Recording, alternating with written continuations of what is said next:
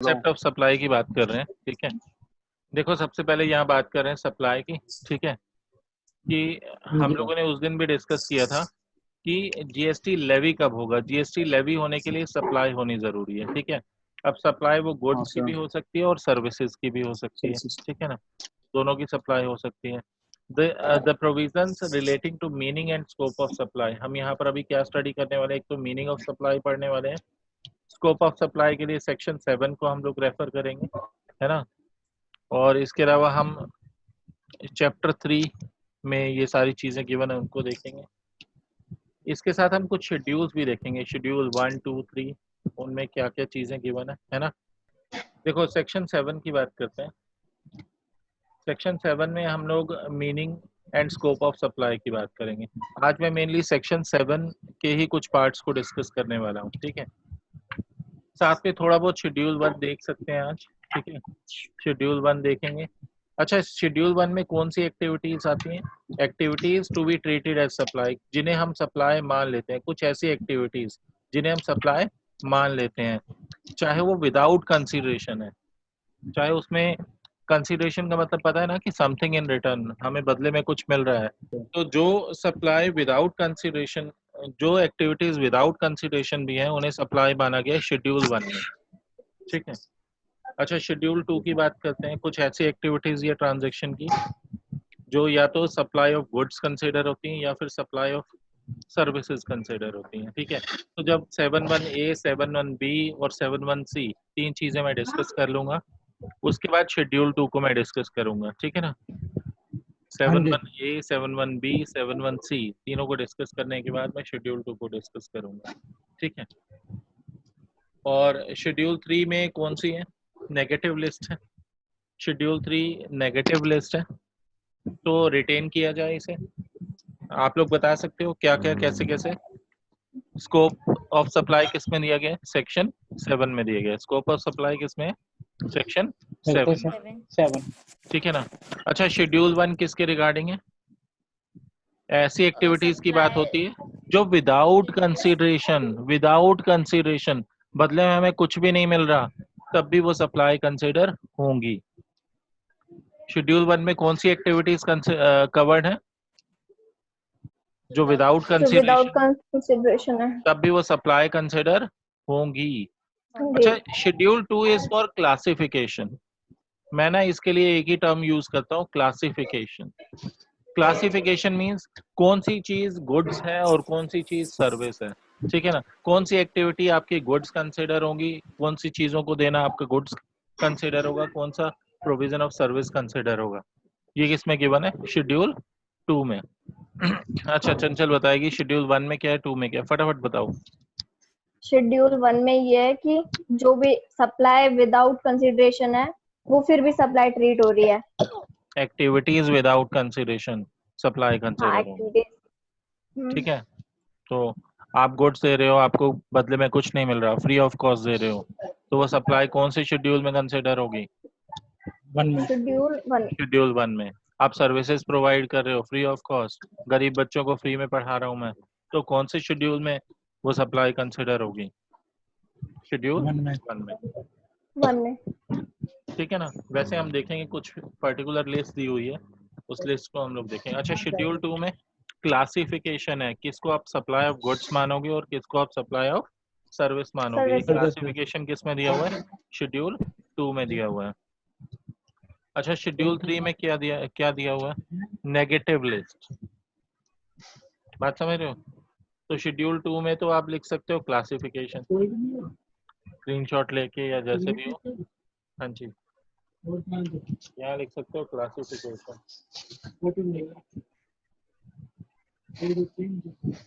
कौन से गुड्स हैं और कौन से सर्विस है।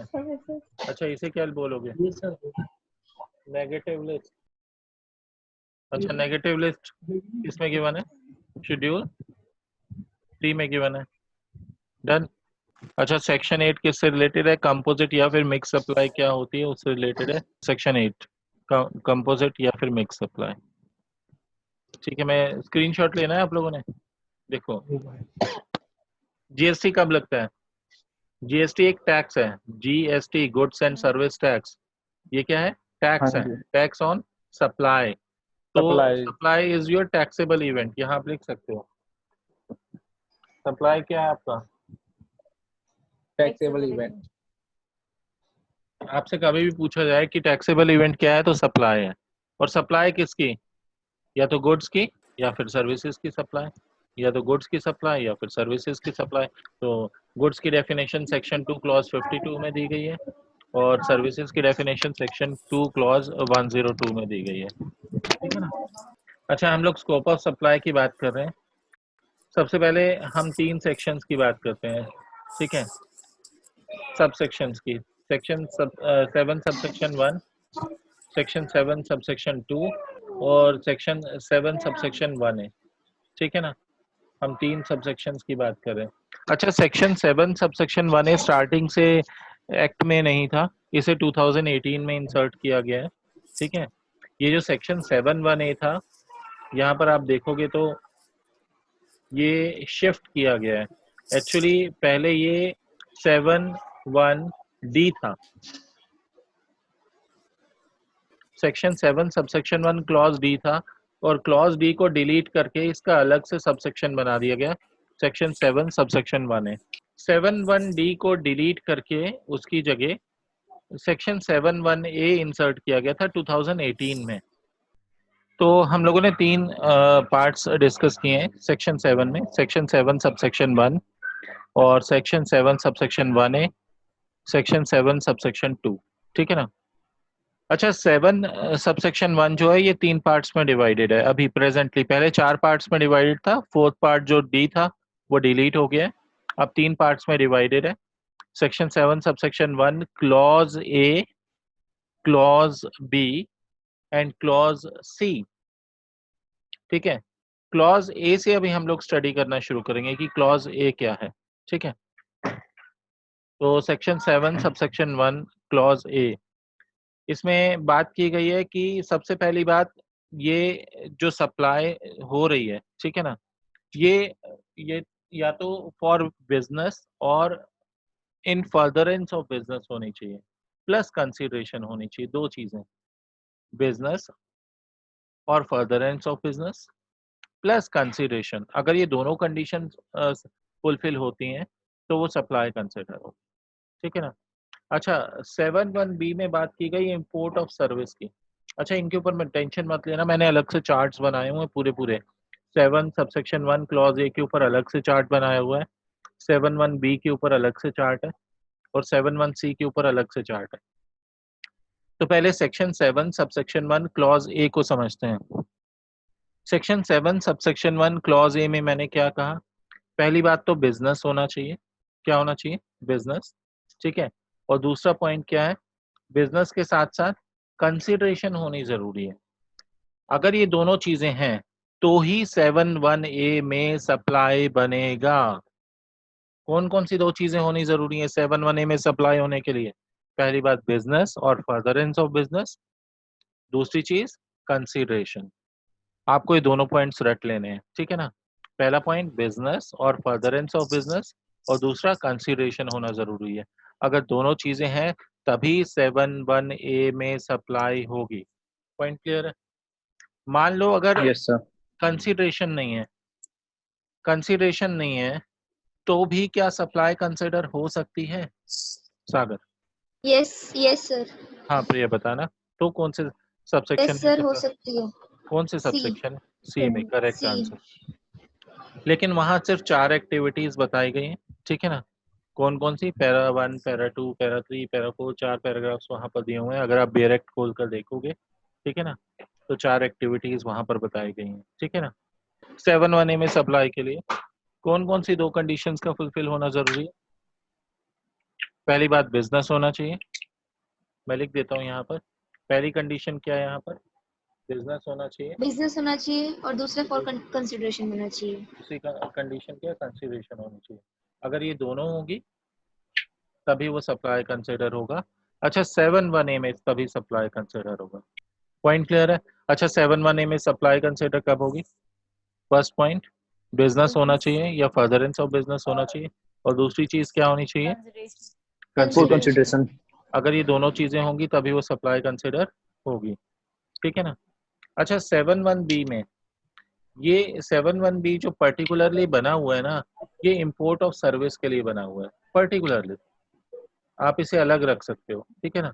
किसके लिए बना हुआ है? इंपोर्ट ऑफ सर्विस के लिए, सर्विस के लिए। ठीक है। खैर इसमें बिजनेस और फर्दरेंस ऑफ बिजनेस और नॉट इम्पोर्टेंट नहीं है। नॉट नॉट भी लगाया जा सकता है, वो भी इसी में कवर्ड है, ठीक है ना। इंपोर्ट ऑफ सर्विस, ठीक है, डन। और 7(1)(c) में कौन सी चीजें कवर्ड है? जिन एक्टिविटी जो विदाउट कंसिडरेशन है, जो विदाउट कंसिडरेशन है, क्या है? विदाउट कंसिडरेशन है, ठीक है। इसमें भी बिजनेस या इसमें फर्दरेंस ऑफ बिजनेस होना जरूरी है। मैंने क्या कहा? 7(1)(c) में भी बिजनेस होना जरूरी है। क्या होना जरूरी है? बिजनेस होना या बिजनेस फर्दरेंस होना जरूरी है, लेकिन कंसिडरेशन नहीं होगी तो 7(1)(c) में आएगा, ठीक है।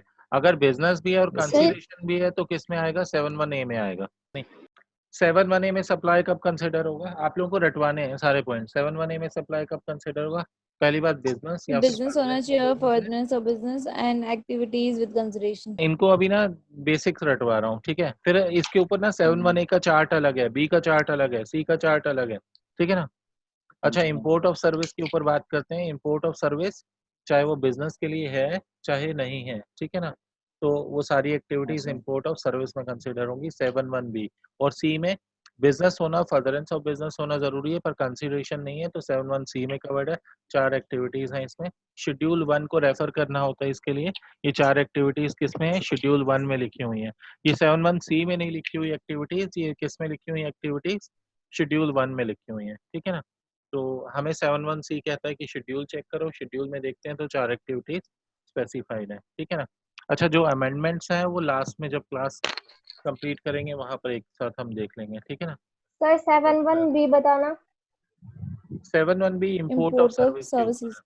Import of services. हाँ, अभी मैं इसका डायग्राम दिखाऊंगा आपको, ठीक है ना। अभी तो 3 कैटेगरीज तो समझ में आ गई ना, 3 कैटेगरीज कौन कौन सी हैं? डन। अच्छा यस सर। ठीक है। इसके बाद 7(1)(a) क्या है उसको देख लेते हैं एक बार। 7(1)(a) में क्या लिखा हुआ है बच्चों?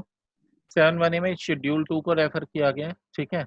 अच्छा इसमें बताया गया है कौन से गुड्स कंसिडर होंगे और कौन से सर्विसेज कंसिडर होंगी, क्लासिफिकेशन। अच्छा एक चीज और ध्यान रखना, 7(1)(a), (b) और (c) के अंदर जो चीजें सप्लाई हैं, बात समझ रहे हो? 7(1)(a), 7(1)(b) और 7(1)(c) के अंदर जो चीजें सप्लाई हैं वो सप्लाई ऑफ गुड्स हैं, ये सप्लाई ऑफ सर्विस हैं। उसे बताया गया है किसके अंदर? शेड्यूल 2 के अंदर। मैंने कहा जो जिनको कह दिया गया जो 7(1)(a), (b) या (c) में सप्लाई हो गई, सप्लाई कंसिडर हो गई।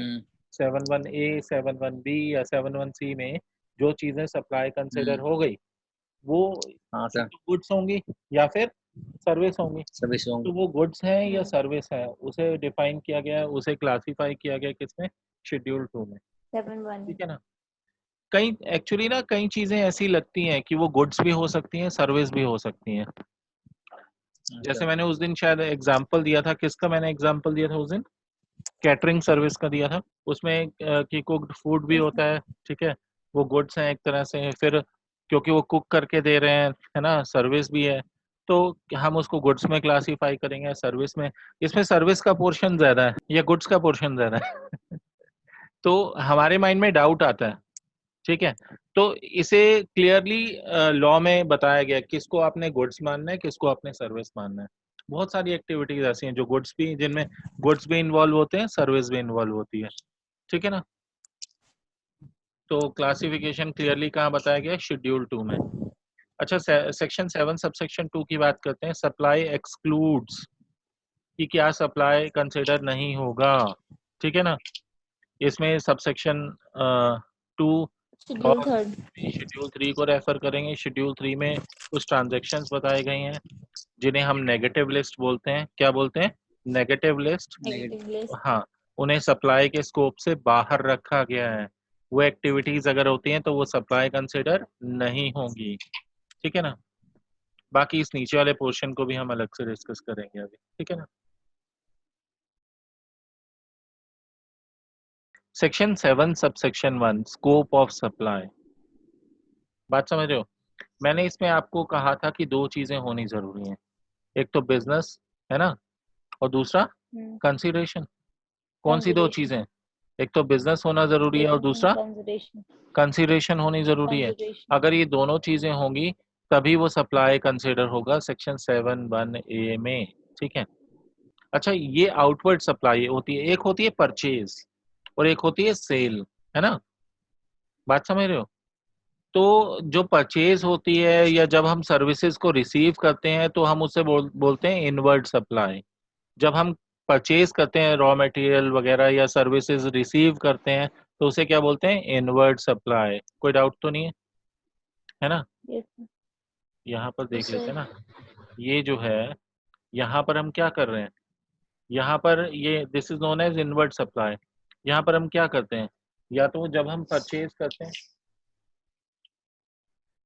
या फिर सर्विसेज को हम रिसीव करते हैं, है ना, तो वो क्या कंसीडर होती है? Inward supply. और दूसरी तरफ अगर हम देखें, ठीक है, अगर हम क्या कर रहे हैं बच्चों, अगर हम क्या कर रहे हैं, सेल कर रहे हैं,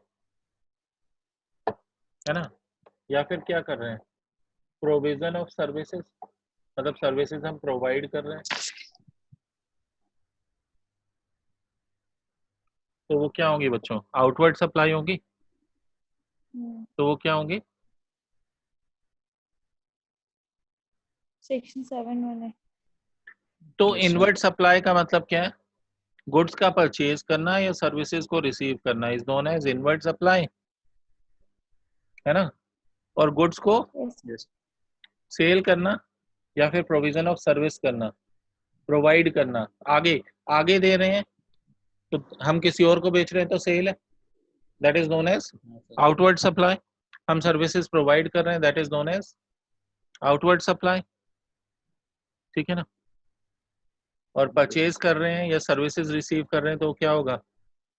इनवर्ड सप्लाई, Inward supply. ठीक है। पहला पॉइंट तो ये है, दूसरा पॉइंट देखते हैं इसमें क्या है। अच्छा, यहाँ पर बात की गई है गुड्स की, ये देखो यहाँ गुड्स लिखा हुआ है और यहाँ सर्विसेज लिखा हुआ है।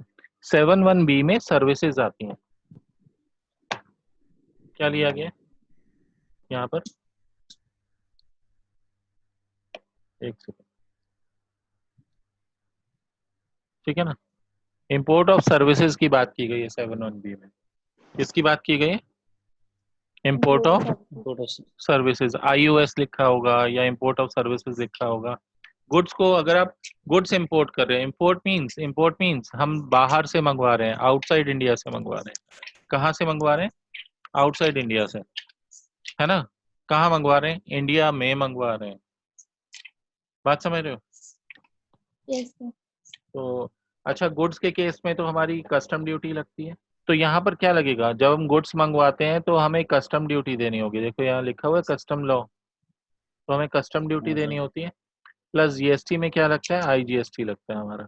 अच्छा, क्या सर्विसेज के इंपोर्ट पर कस्टम ड्यूटी लगती है? Answer is no. यहाँ पर कस्टम नहीं है। जब हम सर्विसेज को इंपोर्ट करते हैं तो कस्टम ड्यूटी नहीं लगती, तो क्या लगता है? GST लगता है। अच्छा, यहाँ एक टर्म यूज की गई है RCM। सर हाँ जी, कौन सी सर्विसेज को हम इंपोर्ट करते हैं? सर्विसेज किसी भी तरह की हो सकती हैं। आप लीगल कंसल्टेंसी सर्विसेज ले सकते हो, आप एजुकेशनल सर्विसेज ले सकते हो, ठीक है। आप सॉफ्टवेयर या IT से रिलेटेड सर्विसेज, बस वो प्रोवाइड इंडिया में हो रही हैं, आप उन्हें कंज्यूम यार वो इंडिया में बाहर कर रहे हो। अच्छा जी, ऊपर कस्टम ड्यूटी भी लग रही थी, गुड्स के केस में कस्टम ड्यूटी भी लगती है और IGST भी लगता है गुड्स को जब इंपोर्ट करते हैं। लेकिन जब सर्विसेज को इंपोर्ट करते हैं तो कस्टम ड्यूटी नहीं लगती।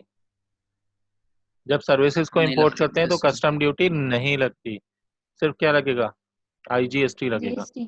फिर यहाँ पर एक क्वेश्चन अराइज होता है कि सर हमने तो ये सुना था कि सप्लायर पे करता है। अब आप सामान खरीदने जाते हो शॉप पे, ध्यान से सुनना, आप शॉप पे सामान खरीदने जाते हो तो गवर्नमेंट को टैक्स कौन देता है? आप देते हो या वो शॉपकीपर देता है? पे हम करते हैं लेकिन डिपॉजिट शॉपकीपर करवाता है, ठीक है ना, Shopkeeper करता है. है ना। ज्यादा हमारी हमारी जेब से है, पर जो रजिस्टर्ड होता है या जो रजिस्टर्ड डीलर बोल लो, वो शॉपकीपर या उससे पहले वाले लोग होते हैं, वो गवर्नमेंट के पास टैक्स को डिपॉजिट करवाते हैं। हम तो गवर्नमेंट के पास जाके टैक्स को डिपॉजिट नहीं कराते कि हम ब्रेड लेके आए, हम ये सामान लेके आए, हम वो सामान लेके आए, हम हर किसी का टैक्स आके ऑनलाइन भर रहे हो। क्या ऐसा होता है? नहीं होता, नहीं होता ना। ये सारा टैक्स किसको भरना होता है? शॉपकीपर को, रिटेलर को, या डिस्ट्रीब्यूटर या फिर होलसेलर को, उनको भरना होता है। तो लेकिन एक कंसेप्ट है आरसीएम, रिवर्स चार्ज मैकेनिज्म। हाँ, आरसीएम के कंसेप्ट में होता क्या है कि जो रिसीवर होता है ना, उसे गवर्नमेंट के पास टैक्स डिपॉजिट करवाना होता है। पॉइंट क्लियर है? अगर आप आउटसाइड इंडिया से इंपोर्ट कर रहे हो सर्विसेज को, तो यहाँ आरसीएम का, रिवर्स चार्ज मैकेनिज्म का केस अप्लाई होगा। किसका केस अप्लाई होगा बच्चों? रिवर्स आरसीएम का चार्ज केस मैकेनिज्म। अप्लाई होगा, रिवर्स चार्ज मैकेनिज्म का। इसमें फिर सप्लायर जीएसटी पे नहीं करेगा, रिसिपिएंट को पे करना होगा। ठीक है ना? जो रिसीवर ऑफ सर्विस है, ठीक है, वो जीएसटी पे करेगा। That is known as reverse charge. Reverse charge कहा गया ना क्योंकि नॉर्मली सप्लायर पे करता है, तो रिवर्स चार्ज का मतलब क्या? उल्टा हो गया, जस्ट अपोजिट हो गया। अब कौन पे कर रहा है? रिसिपिएंट पे कर रहा है। रिसीवर। इसीलिए इसे क्या कहा गया है? Reverse charge mechanism. सेक्शन 9 में हम लोग इसको डिस्कस करेंगे डिटेल में।